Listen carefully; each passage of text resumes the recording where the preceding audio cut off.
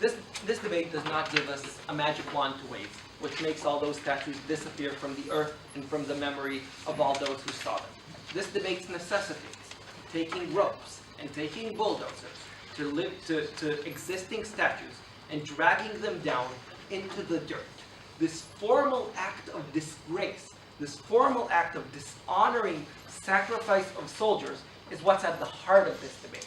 And this is how you know at the very start that when Alon tells you that this lessens the polarization, he seems to be forgetting this moment and this image. If Alon thinks that tearing down the Robert E. Lee statues in Charleston lessened the polarization in Charleston, we would say that a television might dissuade him otherwise. Okay, so what are we going to talk about? Firstly, on why these statues in and of themselves are worthy and should not be taken down, and secondly, on why the impact of taking them down is negative and just makes polarization worse. Any one of them is enough to win on its own. And most of them will be in direct engagements with the point, just extraneously. Alon assumes very flatly that state statues glorify things. We stated the statues are incredibly more complex and can be and are reframed with time. That statue, which immediately after the Confederacy was like, we were right and we lost so bad, is already reframed as something else with the way that you see people are talking about like the Civil War was bad. Maybe we can learn from it to not have these conflicts. You can see that like a statue in memoriam of the Holocaust doesn't necessarily glorify the Holocaust, and we think that in general statues are reframed in more subtle ways. Stuff will expand on that, but it's important to see that OG just made this out as an assertion. As for the essence of the Confederacy, I'll engage directly in my point. So, firstly, what's our stance here? We think that people in general, like General Lee or others, should be judged on a case-by-case basis. Some of them are pretty much asshats and should have their statues torn down because their very image is extremely it just presents that idea of racism in a very strong way. Some shouldn't be, and we say those should be judged on a case-by-case basis, but the individual unknown soldier is particularly the type of symbol that we don't want to tear down. Why is that? We say that is because the unknown soldier represents anyone living in Dixie, living in the Confederate South. Anyone living there would have behaved the same. They tried to like skim a bit off the top and say SS officers. But did we disgrace every single grunt in the Wehrmacht? We say we tried to do that after the First World War, and the outcomes there were dissatisfying to say the least. So, first reason why that person is not at fault, we simply did nothing, that behaved in a completely reasonable way.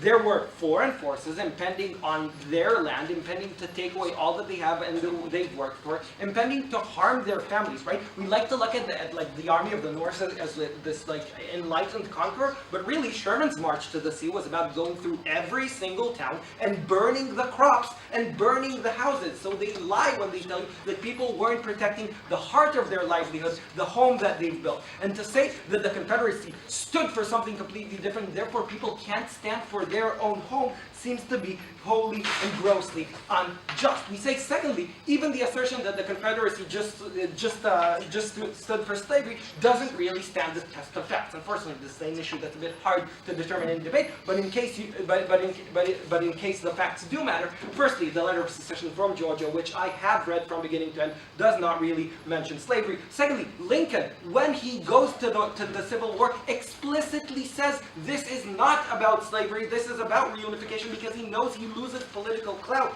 if he says this is about slavery. Thirdly, the peace treaties offered by the North to the South in peace talks have been ones which have included clauses which maybe slavery could have continued under them. And fifthly, we say that the fact that, like, for example, one could say that a central tenet of the Israeli government today is a complete Israel doesn't mean that honoring every single individual soldier means honoring occupation in particular. We just think that soldiers don't have to stand for that in particular, for that specifically, and therefore we think because the honor of the dead is something which we prize in civilized society, which most of us would rather die to protect, which most of us would see as a bigger disgrace than a disgrace done to us in our lives. We say this active act of shaming, which is completely different to not building a statue, disgraces the dead in a way which is simply unconscionable.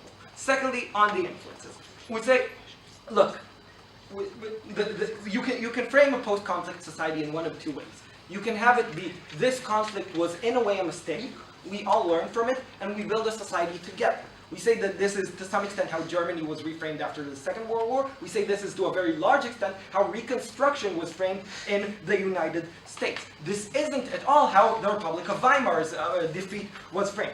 There you had the alternative narrative of there were the good guys and there were the bad guys, and you were the bad guys and you lost. Unfortunately, people can't untangle from their own familial and personal history the history of Dixie. Their familial history involves the pride in the places, the foods, the culture of that place, and they can't let it go. They can't disassociate it from themselves, and therefore they're stuck on the side of the bad guys. More on what that means, but before that, closing, do you have anything? No, opening, go. Okay, so you say you can't undo the harm, but these statues are standing in public places, in courthouses, in city halls. And you're making African Americans, they need to walk by these places when they need to go on their official business and constantly be reminded of the fact that they are seen as lesser than. Okay. There are a lot of other ways to do it. For example, there was a statue of a magistrate which was torn down just now, where the community solution was to put a statue of the slave who participated in that trial next to it. We say we can put a monument to black Confederate soldiers next to it. We say we can put a monument that says the Civil War was wrong. What we can't do is disgrace the dead and shame everybody who